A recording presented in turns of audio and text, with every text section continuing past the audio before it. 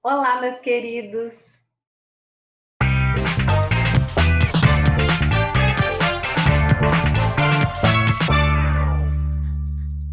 Estamos aqui para mais uma aula de Química. Hoje nós vamos dar início à nossa revisão, né? Nós já vimos a matéria toda de Química. Nós vamos começar a rever os conteúdos que nós vimos durante o ano.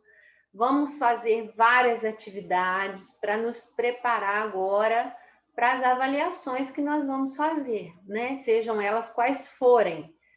Quem vai fazer PISM, quem vai tentar IF, quem vai tentar qualquer coisa. Nós vamos rever tudo que foi falado esse ano, tá? Então, preparei para vocês uma seleção de exercícios muito legal, que através dessa seleção a gente vai voltar nas atividades que nós já vimos durante o ano, nos conteúdos que nós já vimos durante o ano, tá bem? Então, vamos lá. A nossa atividade está aqui, a nossa revisão está aqui e nós vamos trabalhar juntos. Lembrem-se que qualquer dúvida, vocês mandam para mim. Não fica com dúvida em casa não, tá bom? Então, ó, o ácido fluorídrico é um ácido fraco, altamente corrosivo, e uma solução aquosa desse ácido pode ser utilizada para corroer o vidro, fazendo gravações.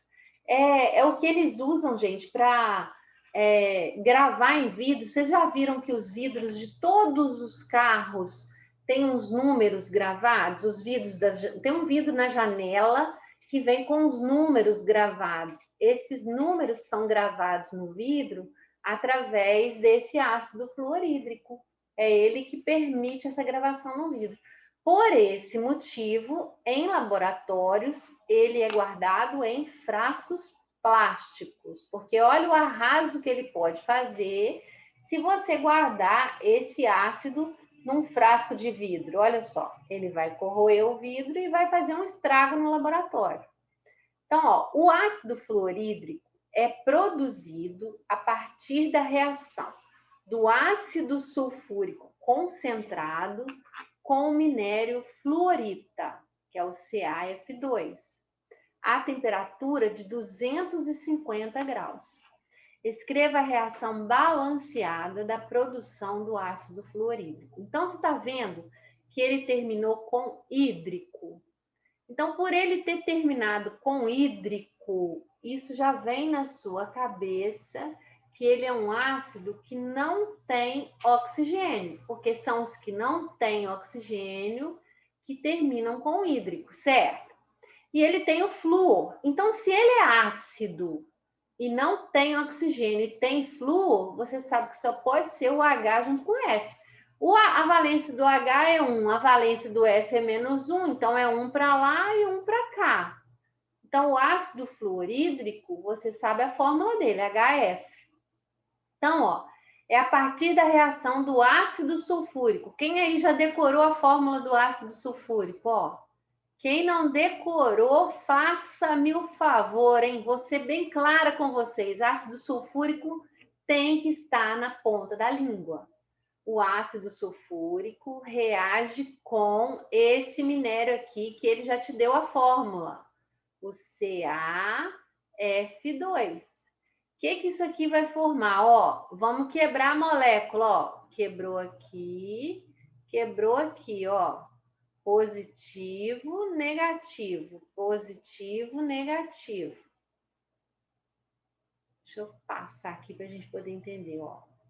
Positivo junta com negativo, positivo junta com negativo. Olha, o que isso aqui vai formar?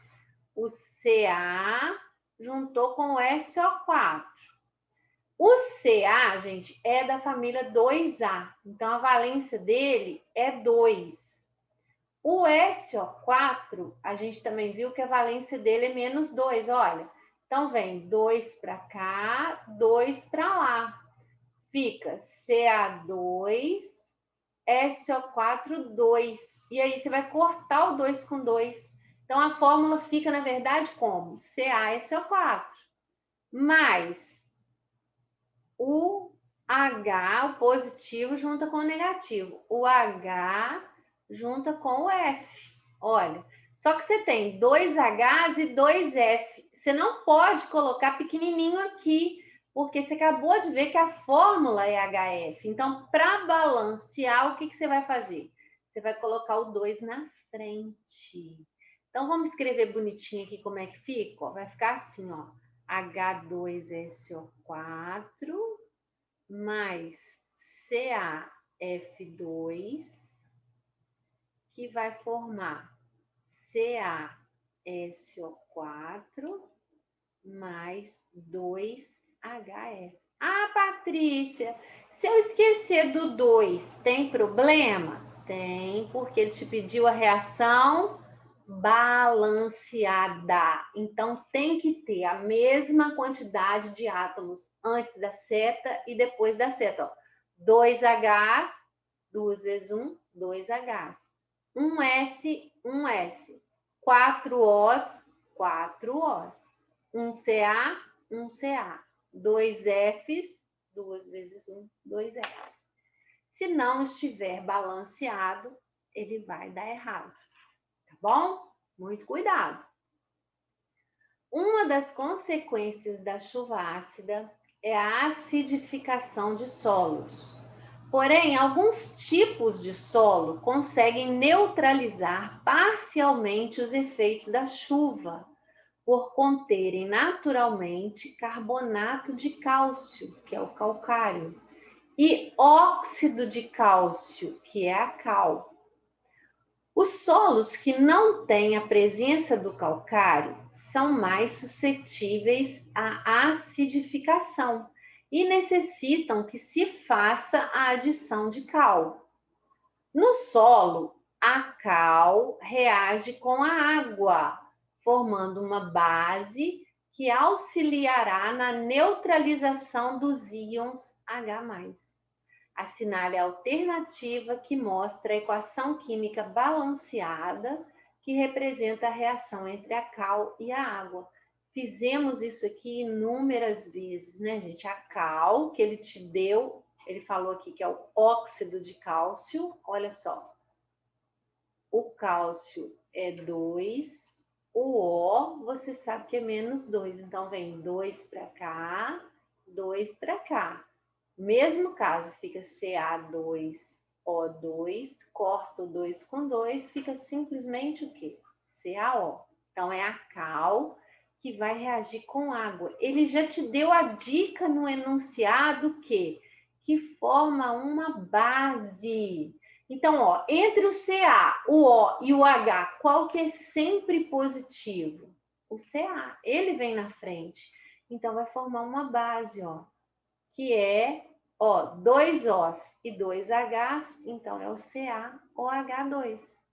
Então, por isso que a gente vai marcar a letra A.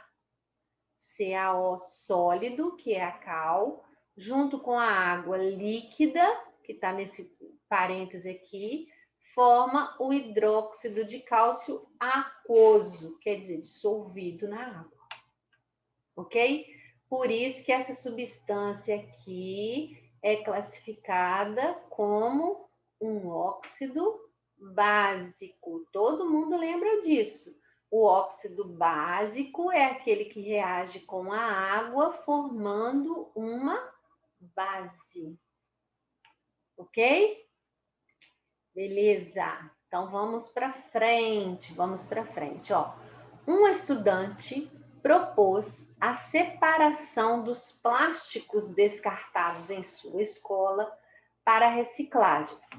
Para isso, ele recolheu embalagens de biscoitos, copos descartáveis e garrafas de refrigerante. Para fazer a identificação do tipo de plástico presente no material recolhido, ele fez o seguinte experimento: colocou pedaços de 1 centímetro quadrado de cada tipo de plástico em 2 beckers. No primeiro, havia 200 gramas de água. A densidade da água é 1 grama por centímetro cúbico. No segundo, 200 gramas de solução aquosa de cloreto de sódio. A densidade dele já é 1,14 gramas. Ele obteve os seguintes resultados. Então, olha só. Na água, a embalagem do biscoito flutua, mas o copo e a garrafa de refrigerante afundam.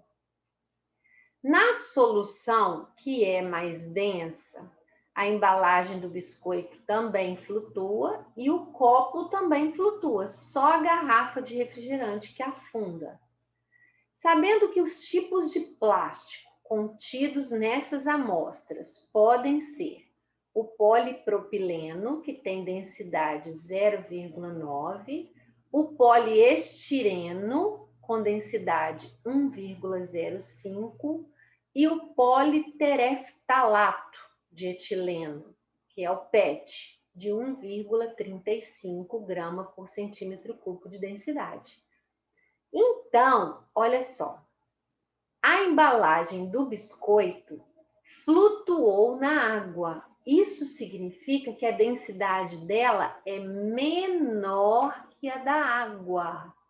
Então, das 3 que ele te deu, a única que é menor do que 1 é essa daqui. Então, quer dizer que a embalagem de biscoito é feita de polipropileno, porque ela flutuou na água. Agora, o copo, ele afundou na água, quer dizer, a densidade dele é maior que a da água, mas ele flutuou na solução de NaCl. Então, é maior do que 1, mas é menor que 1,14. Então, a densidade dele é o 1,05. Então, o copo descartável é o poliestireno, certo?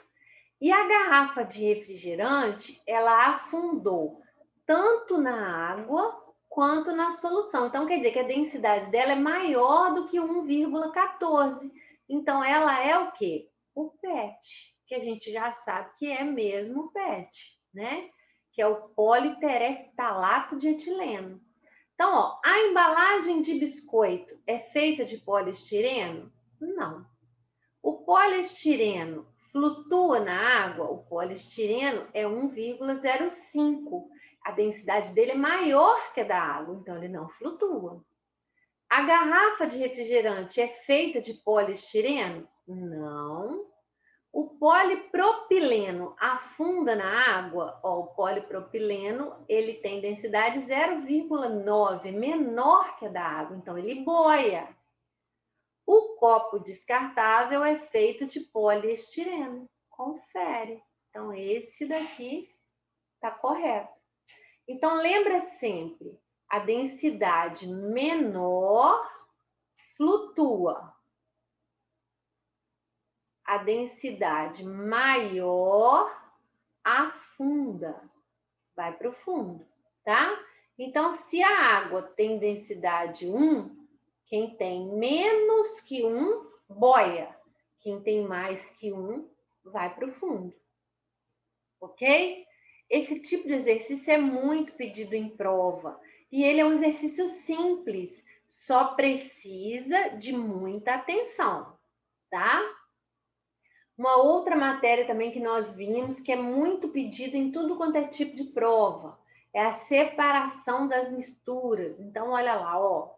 Considere uma mistura homogênea. Deixa eu aumentar isso aqui um pouquinho, que ficou pequeno. Considere uma mistura homogênea constituída de, então presta atenção, acetona, água, sal de cozinha, areia, limalha de ferro e óleo. Olha que monte de coisa que ele colocou. Essa mistura foi submetida ao seguinte esquema de separação. Então, ó, foi feita uma operação 1. Nessa operação 1, ele tirou a limalha de ferro. Quando fala em ferro, você lembra de quem? Do ímã, porque o ímã atrai o ferro, certo? Então, esse aqui não tenha dúvida. Qual o método que ele usou aqui? Ó, a separação magnética. Ele pegou um ímã, passou pela solução e conseguiu tirar quem? A limalha de ferro. Passou pela mistura, né? E tirou a limalha de ferro. Então, aqui, ó, a minha primeira opção é a separação magnética. Eu tenho ela aqui, eu tenho ela aqui e tenho ela aqui. Eu já eliminei duas alternativas, está melhorando. Depois eu fiquei com água, sal. O sal está dissolvido na água, né? A acetona também está dissolvida na água. Imagina isso, essa mistura, visualmente. A areia está no fundo e o óleo está boiando, certo? Aí ele fez, gente, uma operação 2, olha. Nessa operação 2, ele tirou quem? A areia. Tirou a areia, que é sólida, e tudo que é líquido ficou junto aqui, ó, tudo que está dissolvido na água. Então, como ele tirou o sólido, a gente vai falar que o tipo de método que ele usou aqui é o quê? Filtrou, coou, passou no filtro para poder tirar. Ó. Então, eu tenho filtração, filtração, filtração. Não fez muita diferença. Então, a areia ficou separada agora. Aí vem quem agora? Ficou junto a água, o sal, a acetona e o óleo boiando. Olha só, o óleo boiando por cima. Aí ele fez uma terceira operação, ó. Nessa terceira operação ele tirou o óleo. Se o óleo estava boiando, quer dizer que a densidade do óleo é o que em relação à sua mistura? Menor, certo? E aí eu não preciso gastar muito método para poder separar, porque o óleo já está separado. É só eu deixar ele paradinho que ele vai separar, não é? Então, o que a gente pode usar aqui? Ó? Uma decantação. Lembra que a decantação é só você deixar quietinha a mistura, que aquele que for mais denso vai para o fundo e o menos denso fica em cima? Então, aqui, ó, a letra A confere, a letra C já está fora, a letra E. Então, a letra C eu já eliminei também. Eu estou entre duas agora. Ó. Vamos aqui na borracha. Estou entre essas duas. Agora, o próximo passo, eu fiquei com a água e o que está dissolvido na água. Olha, o sal e a acetona. Aí ele fez uma quarta operação e retirou a acetona. A acetona, ela tem o ponto de ebulição mais alto, próximo do da água.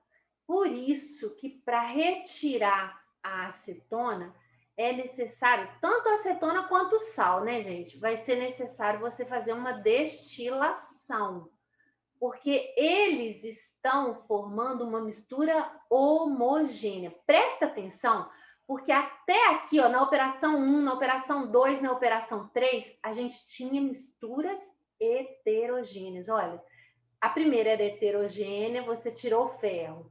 Continuou heterogênea, você tirou areia. Aí continuou heterogênea porque tinha o óleo. Aí você tirou o óleo. Agora ela virou uma mistura homogênea, porque tanto o sal quanto a acetona estão dissolvidos na água. A mistura homogênea é aquela que está completamente misturada um no outro. Ela é mais difícil de ser separada. Então, nos dois casos, você vai usar destilação. A diferença é que na acetona, o ponto de ebulição dela é mais próximo da água. Então, para ela, você vai usar uma destilação fracionada. E para tirar o sal, como o sal é sólido, ele demora muito mais para derreter e depois para evaporar, você pode fazer uma destilação o quê? Simples. Você pode só destilar simples, que a água vai evaporar muito antes do sal. Então, o que está valendo para a gente aqui? O que nós vamos marcar? Nós vamos marcar destilação fracionada, seguida de destilação simples. Então, o que serve para a gente aqui é a letra E. Entenderam, então, que o método é muito mais simples se a sua mistura for heterogênea. Se a mistura for homogênea, já é mais complicado, tá? Aqui, ó, a solda macia ou solda branca é uma solda comum à base de uma liga de estanho e chumbo em variadas proporções. Na eletroeletrônica, as soldas são mais usadas em forma de fios, com a liga estanho-chumbo de proporção 60% de estanho e 40% de chumbo, a qual possui ponto de fusão 183 graus. Analisando o gráfico abaixo, que mostra o comportamento térmico dessa solda, assinale a afirmativa correta. Então, você está vendo que o ponto de fusão dela aqui está certinho, 183. Mas o que aconteceu durante a ebulição dela? Olha, a temperatura ficou parada? Não, a temperatura variou. Então, ela tem uma faixa, ela tem ponto de fusão e ela tem faixa de ebulição. Então, olha, vamos ver as alternativas agora. A solda é constituída por substâncias com impurezas e com temperatura de ebulição constante? Não. O fenômeno que ocorre na região B é a solidificação? Não, é a fusão. Ele acabou de falar ali, ó. A solda é constituída por uma mistura eutética, pois funde em temperatura constante. Quem lembra aí, ó, o que é uma mistura eutética? A gente tem dois tipos especiais de mistura, que é a mistura eutética e a mistura azeotrópica, certo?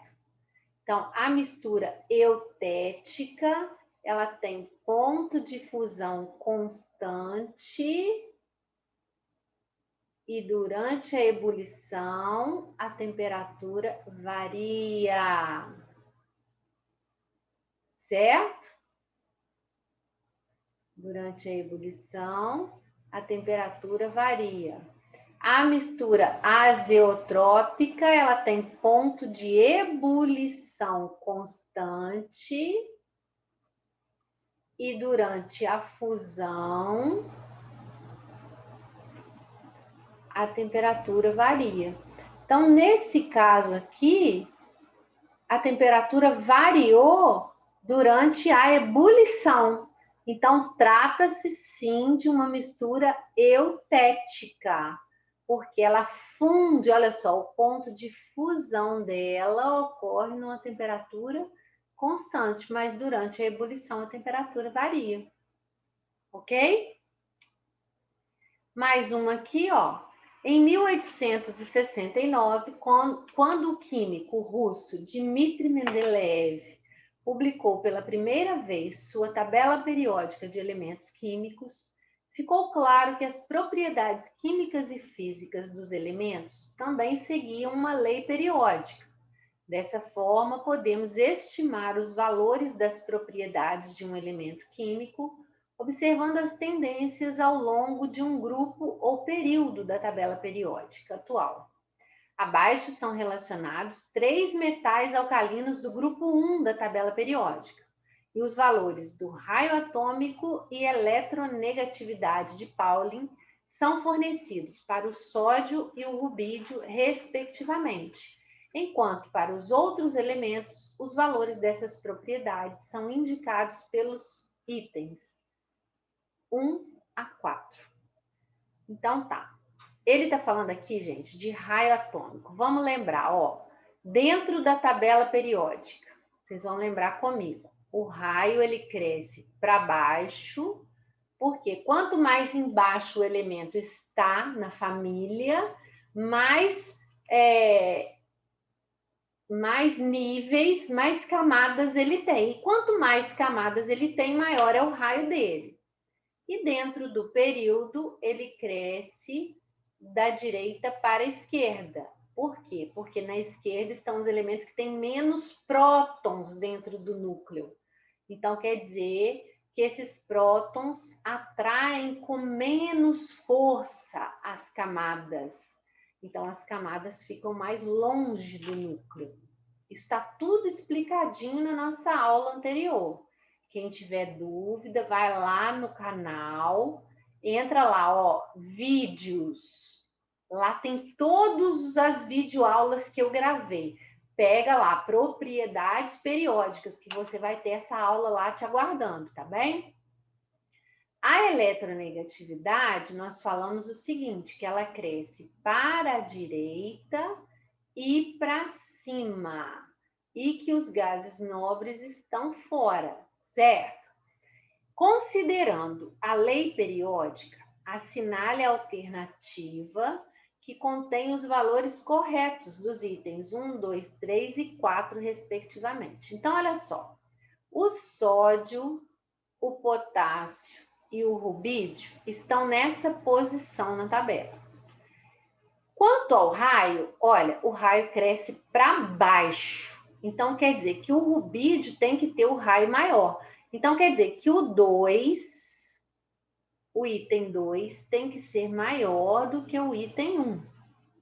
Se eles estão na ordem aqui, ó, esse aqui, o 2 é menor que o 1. Esse aqui, o 2, que é 0,280, é maior do que o 1, que é 0,235. Esse aqui, o 2 é menor que o 1. Esse aqui, o 2 é maior que o 1, tá certo? Esse aqui também, o 2 é maior do que o 1. Beleza. Agora, quanto à eletronegatividade, olha, quem está mais acima, ela aumenta para cima. Então, quer dizer que o sódio tem a maior de todas. Então, quer dizer que o 3 tem que ser maior do que o 4, porque está mais acima. O 3 tem que ser maior do que o 4. Então, a letra B, o 3 é maior do que o 4. O 3 é menor que o 4, o 3 é menor que o 4. Então, nós vamos marcar a letra B. Então, ele quer valores, tá vendo? Então, pela posição na tabela, você tá vendo que, no caso do raio, o rubídio está mais embaixo. Então, o raio dele tem que ser maior. Então, o 2 tem que ser maior do que o 1. No caso da eletronegatividade, ela cresce para cima. Então, o sódio é o que está mais em cima, tem que ter eletronegatividade maior do que o potássio. Então, o 3 maior do que o 4. Ok, gente? Então, olha só. Essas atividades são as que eu preparei para hoje, para a gente começar esse processo de revisão. Vocês olhem tudo. Se tiverem alguma dúvida, façam o que eu falei, voltem lá nas videoaulas, me falem que dúvida vocês têm, que eu abordo ela novamente nas aulas, tá? Que aí a gente vai chegando no patamar de tranquilidade. Já revisei tudo, já estou sabendo tudo, já estou tranquila, tá bem? É isso que nós queremos para todos vocês. Tá? Beijo grande, espero o retorno de vocês, se tá tudo ok, se deu tudo certo. Tá? Fiquem com Deus. Quem não se inscreveu no canal, lembra de se inscrever, tá? Beijo!